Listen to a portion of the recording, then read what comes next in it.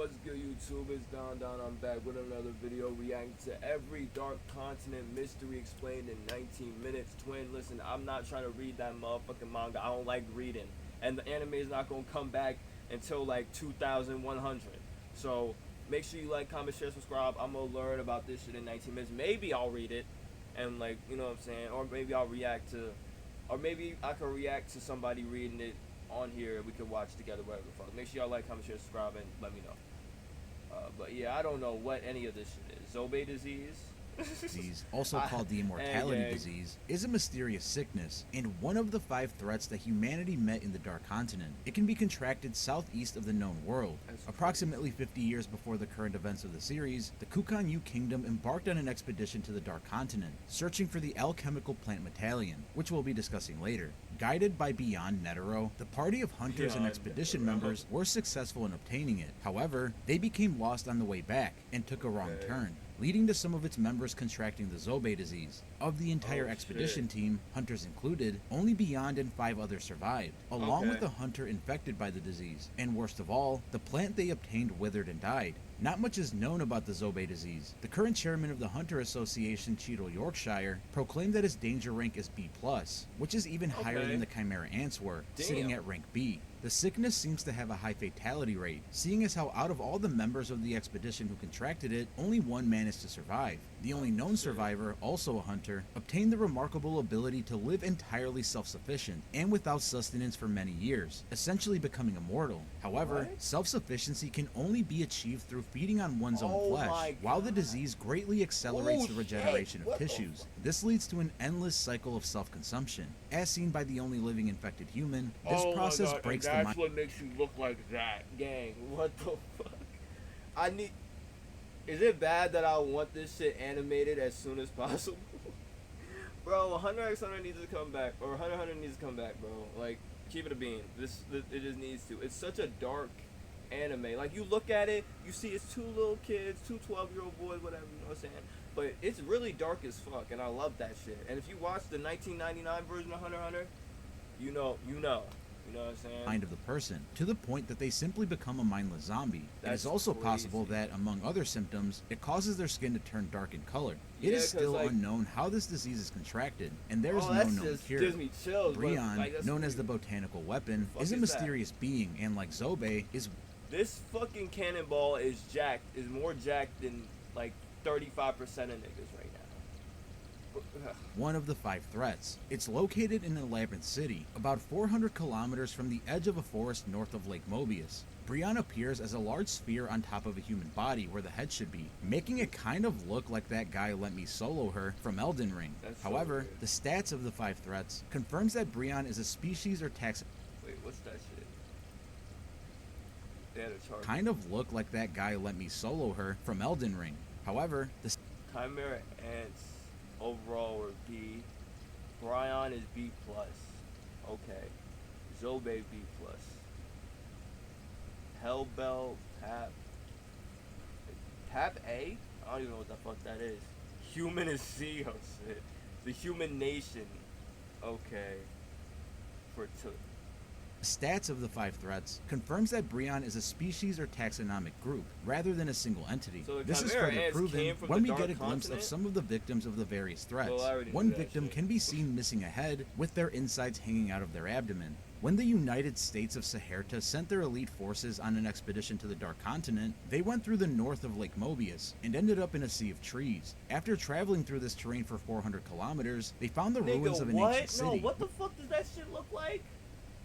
It has a head coming out of its stomach, nigga?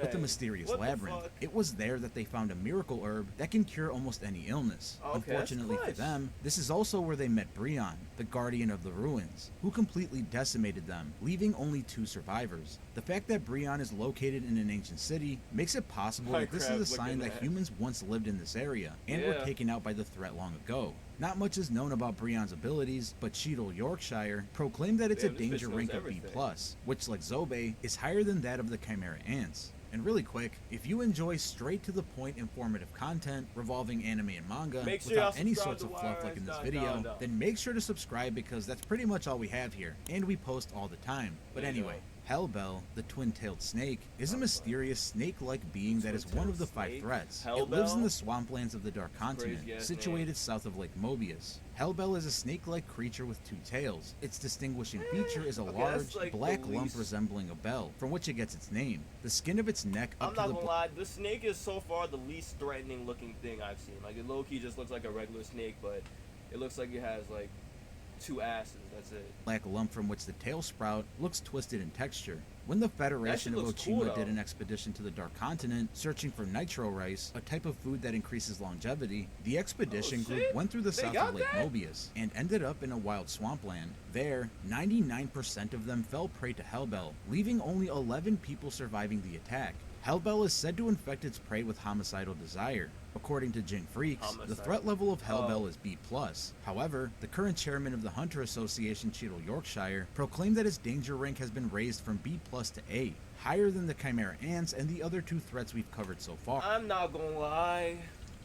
So the snake bites you and it just makes you want to kill shit. I don't think that's an A-level threat for real. Cause why? Like, if that's all it does, can you just cut the snake in half, like by the neck? Or, like, is the snake more durable than that shit? I don't know. Because, low-key, this shit looks like it'll fuck me up. Like, 100%. Like, 100%. And this shit just, you're dying over and over again. It's likely that when the Federation of Ochima came into its territory, Hellbell infected one or several of the 1,100 plus people, and the infected party went on to take out the other travelers in a murderous rage. It's not clear how Hellbell infects its targets, but it's possible that it could either be through a bite or by creating a certain sound frequency like a rattlesnake. Okay. It is currently unknown if Hellbell is a single creature. If it's a sound frequency, then I see why it's A. Because you don't see that coming. But if it's a bite, my nigga, that shit is like B+. Or a species. I, a gaseous life form, is a small creature shrouded in darkness, and is one of the 5 threats. It lives south-southwest of Lake Mobius, but some of its victims have been also found in the known world. Little is known about Ai's appearance, but it seems to be a gaseous life form with limb-like appendages extending from its main body. Its name seems to derive from the sound it makes when it speaks. Some time ago, the Mimbo Republic enlisted the help of the Hunter Association. That's what isn't that what Killua's brother / sister says whenever she has to grant a wish? She like, I, and then her eyes get dark like this shit. Is Don figuring out some shit? Y'all let me know. And sent an expedition team to the Dark Continent in search of the Trinity Elixir, and at some point, they encountered Ai. After a still unknown dispute or struggle ensued, only 3 survivors returned. Even worse, the few survivors had gone completely insane. While it's said to have been locked up after being brought back from the Dark Continent, there have been victims of Ai found within the known world. Not much is stated about Ai's abilities, but according to the Hunter Association's Dangerous Creatures Evaluation list, Ai merits a threat level of A, on par with Hellbell. The deaths caused by Ai in the known world may be the work of Nanika through Alakazoldyck, as she was— I knew it, twin! I am from the Dark Continent. Yo, this is why I gotta start reading this shit. Revealed to have originated in the Dark Continent, and she shares many similarities with Ai. This means that a potential ability that Ai had— Okay, I'm not gonna lie, I didn't know until I seen this video that that's what Ai is. I thought it was just like, honestly, I thought that shit was just a spirit that like you get on accident. But I guess Ai could take control over people. As is the power to grant any wish, much like Nanika can do. Nanika's victims are either squashed or wrung to death if her requests are refused. I'm assuming that Nanika can possess people, right? And she was born in the Dark Continent, right? Hear me out. Feel me? Nah, that wouldn't make sense, because how the fuck would she be born in the Dark Continent? Because nobody from the Zoldyck family's been to the Dark Continent, right? I don't know. Okay. Some of the ascertained victims of the 5 threats were killed in the exact same way. Nanika's possession of Aluka, her wish to please others, and her devotion to Killua could be related to Ai's description as the codependence of desire. Path, known as the human-keeping beast, is a mysterious creature that feeds on humans and keeps them as pets, and is the last of the 5 threats we'll be discussing. It lives in a Happy? dark continent mountain range along the northeast shore of Lake Mobius, but some of its victims have also been found in the known world, suggesting this threat is loose somewhere in the human realm. Pap's true appearance is still unknown, but it seems to be able to sprout feelers, which it inserts in the skulls of its human victims. When the Bezrose Union sent 1,000 people on an expedition to the Dark Continent, they entered through the north of Lake Mobius and secured a route inside the rugged mountain range. There they found a miracle mineral called Unmanned Rock. However, that zone was also the territory of Pap. Of the 1,000 people, only 7 of them managed to make it out alive. Some of its victims that were found in the known world are also secretly stored in the basement of the International Permit Agency. According to the Hunter Association's Dangerous Creatures Evaluation list, Pap merits a danger rank of A. Its victims are shrunk to the size of dolls and have a flesh-like tube connected to the top of their heads. The creature's full title reads, A Trade... Yo.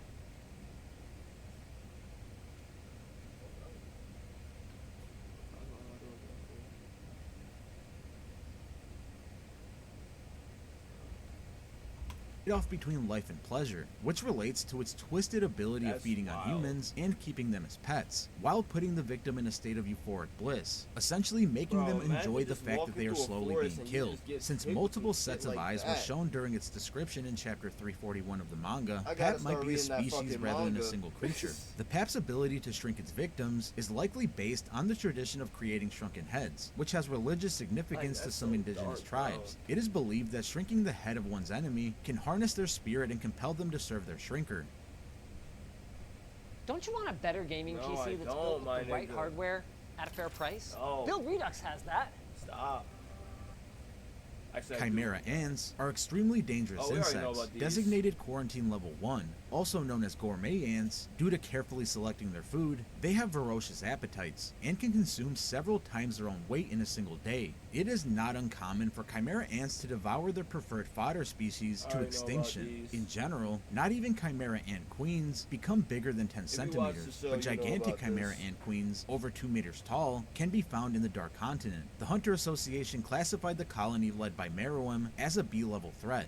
Chimera ant queens possess an entirely unique method of reproduction, known as phagogenesis, a term meaning reproduction through consumption. By eating other creatures, a chimera ant queen can impart the characteristics of ingested creatures onto the next generation of chimera ants it gives birth to. For example, if a queen ate a bird, the offspring might be born with wings. Furthermore, if the queen devours multiple different species in a single sitting, then the offspring will have the genes and characteristics of those multiple species. If the queen devoured a bird, turtle, and a goat, the offspring might have a combination of wings, a turtle shell, and a goat head. However, regardless of what traits they possess, chimera ants are still ultimately insects. The queen can produce up to 5 eggs with one meal. Chimera ants have been known to feed until the fodder species is driven to extinction in its ecosystem to take full advantage of the genes of a particular species.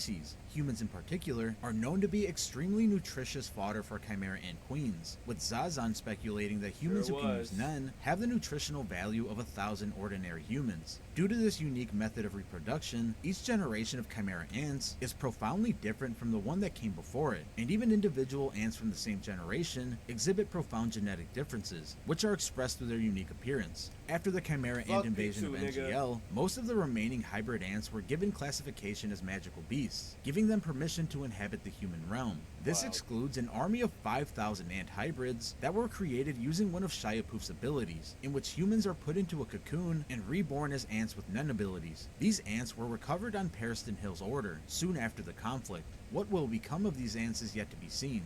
Metallion is one of the 5 great known treasures of the Dark Continent. Metallion is known as the alchemical plant for its ability to change the property. Wait, Yrs.dondon, nigga.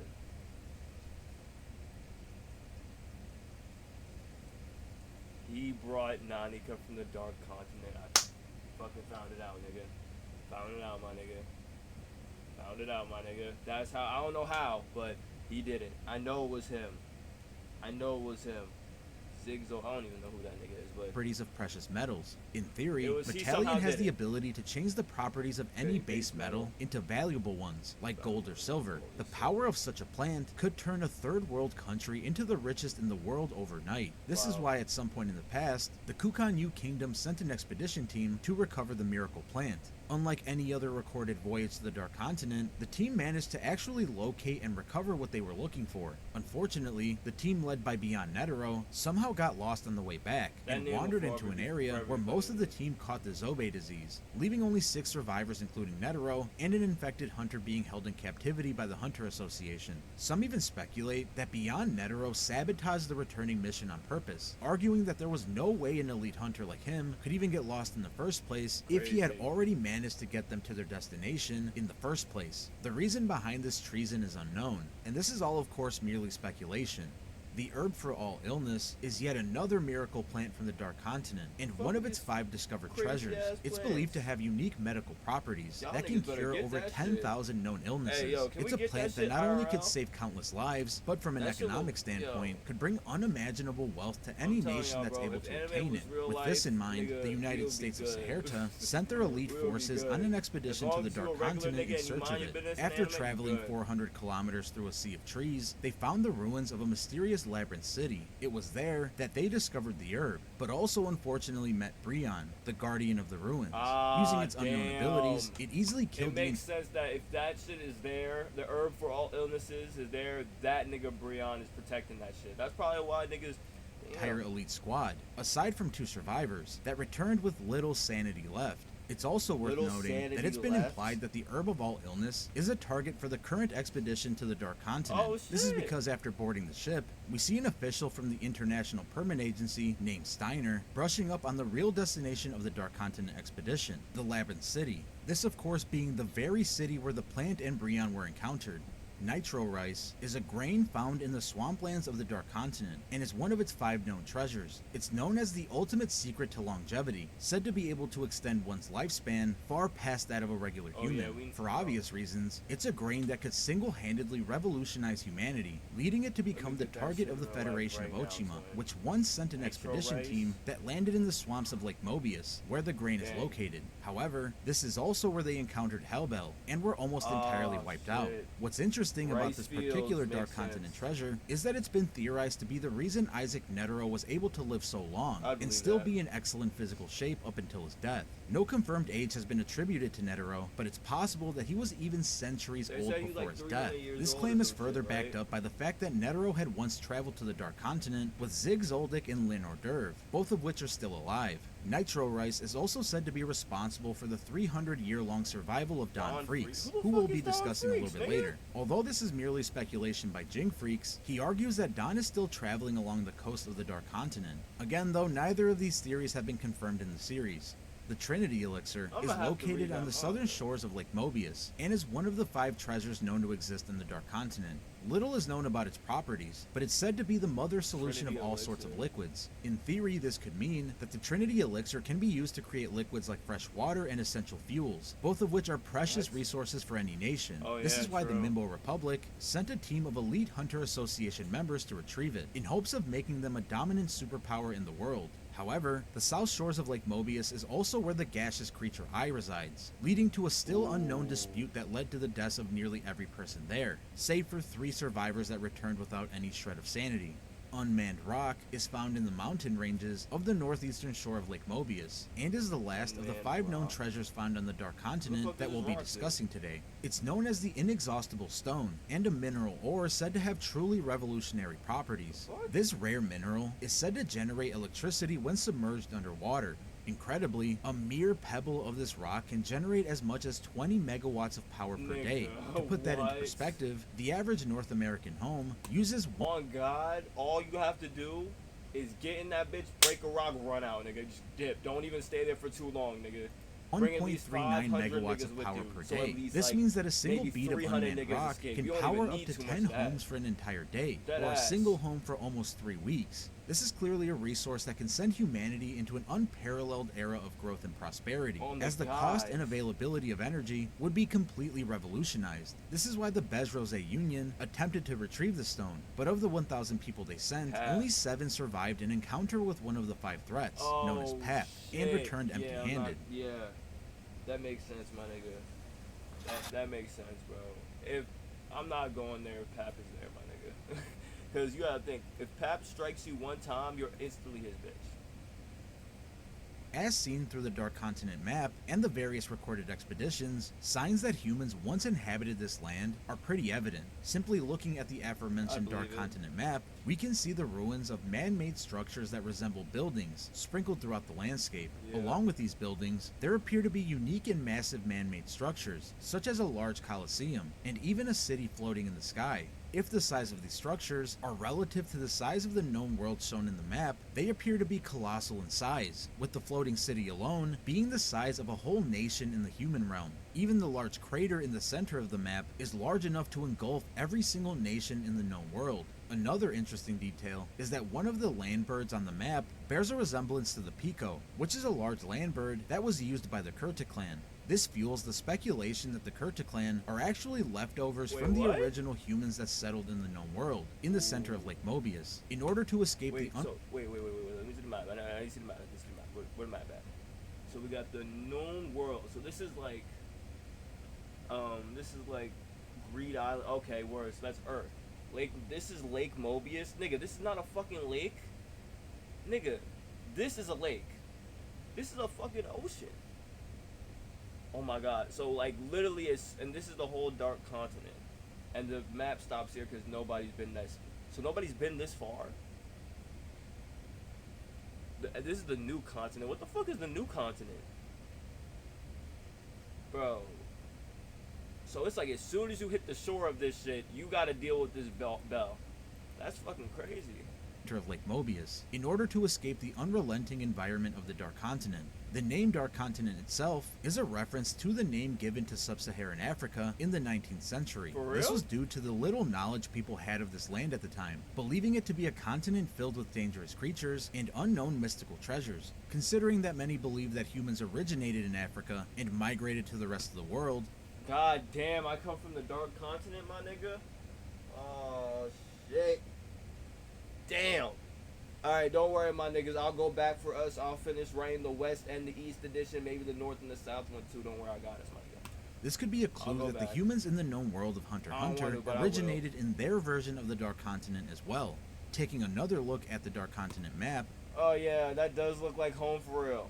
I'll definitely go back, my nigga. Don't worry, I got y'all. One can clearly see that a large assortment of mind-boggling monsters sit atop the food chain of this unforgiving terrain. Before even entering the Dark Continent, the waters surrounding its shores are inhabited by colossal sea creatures, each of them the size of entire nations. Once on the mainland, things don't get much better. As seen when Isaac Netero's unofficial voyage there was referenced, even creatures that could dominate the known world are prey to the incomprehensibly massive monsters that truly rule there. These include behemoth sandworms, flying beastly insects, and even a species of humanoid monsters that can be seen towering in the back half of the map. It seems that the farther one travels into the mainland of the Dark Continent. That's gotta be right?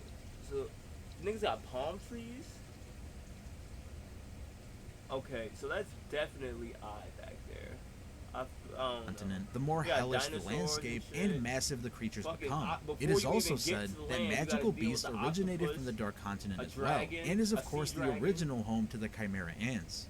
The new continent is an uninhabited island located in the uncharted waters of Lake Mobius, and outside the territory colonized by mankind thus far. In the world of Hunter x Hunter, the known territory colonized by mankind is located in the center of the enormous Lake Mobius, itself being located in the center of the Dark Continent. A far ocean boundary lies in Lake Mobius between the colonized territories and the Dark Continent, and encloses a neutral zone. The neutral zone itself is separated into territory. Okay, so this is like regular human Earth, and this is like a little pit stop, you know, until you get to the Dark Continent.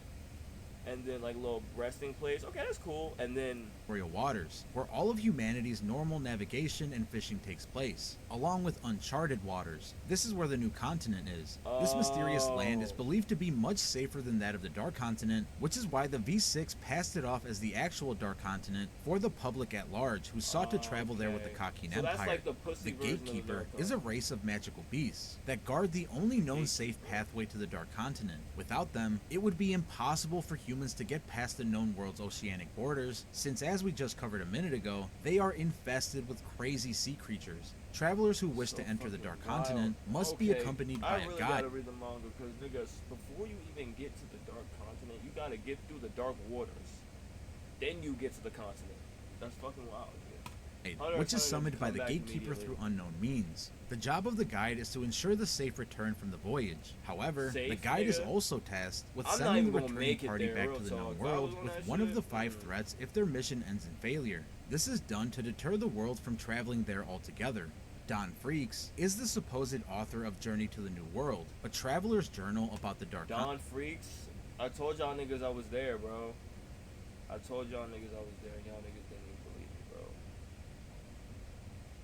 Continent. Given his name, he's also presumably an ancestor of Jing and Gon. Over 300 years ago, Don traveled to the Dark Continent and wrote a journal consisting of 2 volumes, East and West. While the East edition is in the hands of the V6, the West edition was never found. According to Jing, there are 3 possibilities to explain this. It has yet to be found, it was never written, or Don is still currently working on writing it, which would suggest that he is still alive.